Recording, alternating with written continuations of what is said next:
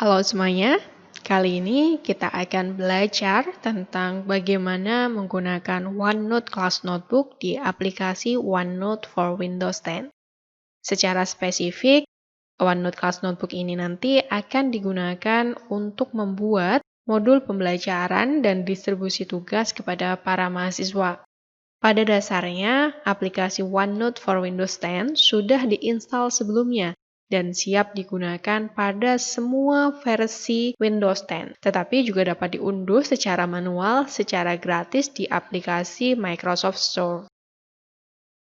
Ketika membuka pertama kali aplikasi ini, maka kita akan diperlihatkan pada beberapa menu dan panel navigasi. Panel navigasi ini nantinya berfungsi untuk melihat berbagai catatan yang telah kita miliki.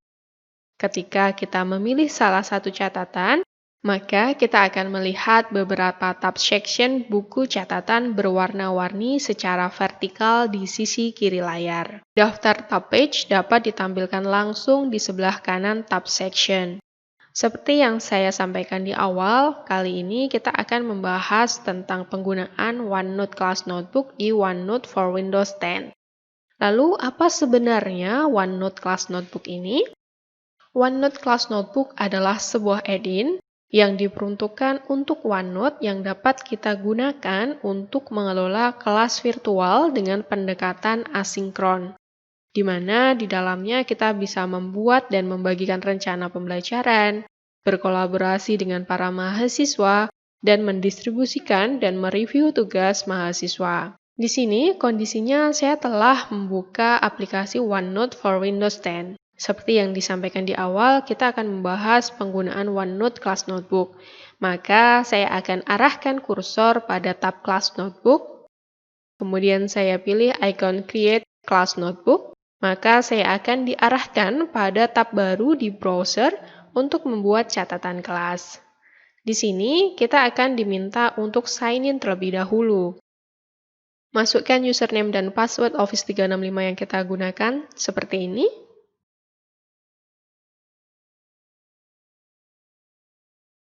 Nah, di sini kita bisa mulai membuat kelas notebook kita. Di sini saya coba berikan nama mata kuliah seperti ini. Kemudian kita akan melihat overview dari OneNote yang kita buat. Klik Next. Dan di sini kita bisa menambahkan rekan dosen yang lain yang mungkin mengajar mata kuliah yang sama. Namun, bagian ini bersifat opsional, sehingga saya lewati saja. Kemudian, selanjutnya kita bisa menambahkan mahasiswa kita. Agar tidak terjadi kesalahan, maka kita akan lebih baik memasukkan alamat email dari mahasiswa kita. Yang harus dicatat, email yang dimasukkan di sini adalah email akun Office 365. Sehingga dapat dikatakan seluruh mahasiswa yang akan ditambahkan harus telah memiliki akun Office 365. Selanjutnya, kita dapat mengkustomisasi ruang yang akan digunakan mahasiswa untuk berbagai macam tujuan, seperti catatan kelas, tugas, dan yang lain. Penamaan ruang ini dapat kita ubah sesuai yang kita kehendaki. Seperti ini. Kemudian klik Next. Di sini, kita dapat melihat preview dari catatan kelas dari segi teacher atau dalam hal ini dosen, dan dari sisi mahasiswa, di mana keduanya memiliki tampilan yang berbeda. Kemudian kita klik Create, dan tunggu proses pembuatan selesai dilakukan.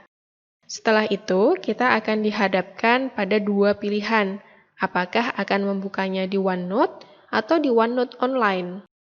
Apabila kita memilih Open in OneNote, maka kita akan diarahkan pada aplikasi OneNote for Windows 10. Di sini dapat kita lihat terdapat beberapa pengelompokan ruang, mulai dari collaboration space yang dapat kita gunakan sebagai ruang kolaborasi dengan mahasiswa, content library sebagai tempat bagi kita untuk mendistribusikan materi pembelajaran, sehingga mahasiswa tidak dapat melakukan perubahan terhadap materi yang telah kita bagikan di dalam kelas. Kemudian juga ada teacher only. Di sini artinya hanya dosen saja yang dapat melakukan pembuatan, pembacaan, pengeditan, dan penghapusan catatan. Bagian ini biasanya digunakan oleh dosen untuk merencanakan konten pembelajaran atau pembuatan modul perkuliahan. Seperti yang disampaikan di awal, kita di sini akan belajar tentang bagaimana menyusun modul pembelajaran. Di sini, judul modulnya saya tambahkan di dalam section. Untuk menambahkan section, saya klik icon add section ini. Kemudian saya tuliskan judul modul yang ingin saya kembangkan. Kemudian, kita dapat langsung menambahkan judul page sebagai ruang bagi kita menuliskan modul atau materi yang ingin kita kembangkan, termasuk kumpulan tugas-tugas yang akan kita berikan kepada mahasiswa. Nah, ini adalah contoh modul yang telah saya kembangkan secara lengkap, yang telah saya letakkan di dalam ruang teacher only. Untuk nanti selanjutnya saya distribusikan kepada para mahasiswa. Kemudian di bagian bawah ada bagian student notebook.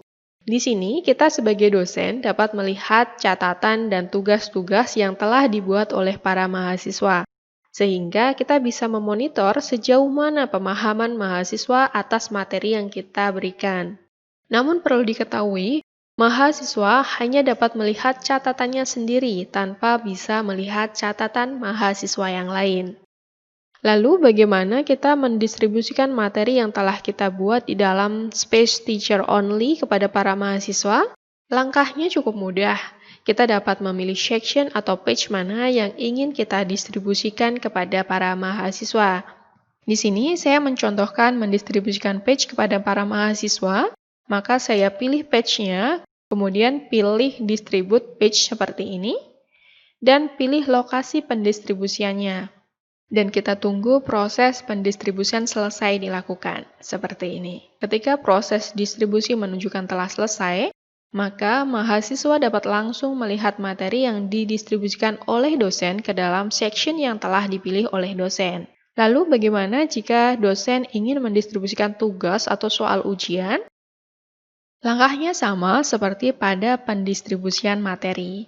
Hanya saja destinasi dari section yang dipilih berbeda, sesuai yang telah dikustomisasi oleh dosen. Setelah mahasiswa menerima tugas yang diberikan oleh dosen, maka mahasiswa dapat langsung mengerjakan tugas tersebut di dalam kelas notebook seperti ini, untuk kemudian nanti dosen melakukan pengecekan terhadap pekerjaan mahasiswa seperti layaknya mengoreksi di sebuah kertas. Dosen dapat langsung memberikan tanggapan sekaligus menuliskan komentar menggunakan fitur Draw di dalam OneNote Class Notebook seperti ini. Lalu bagaimana dosen melakukan perekaman hasil nilai mahasiswa? Di dalam OneNote Class Notebook, dosen harus melakukan perekaman nilai mahasiswa secara manual. Hal ini berbeda jika dosen menggunakan Microsoft Forms, yang mana nilai akan otomatis terhitung dan tercatat berdasarkan jawaban yang diberikan oleh mahasiswa. Lalu, mana yang terbaik di antara keduanya ini? Pada dasarnya, semuanya sama-sama baik. Penggunaannya dapat digunakan berdasarkan kebutuhan dosen, sehingga dosen memiliki beberapa alternatif yang dapat digunakan sesuai dengan kebutuhan. Demikian tutorial kali ini, semoga menginspirasi. Sampai jumpa pada tutorial selanjutnya. Terima kasih.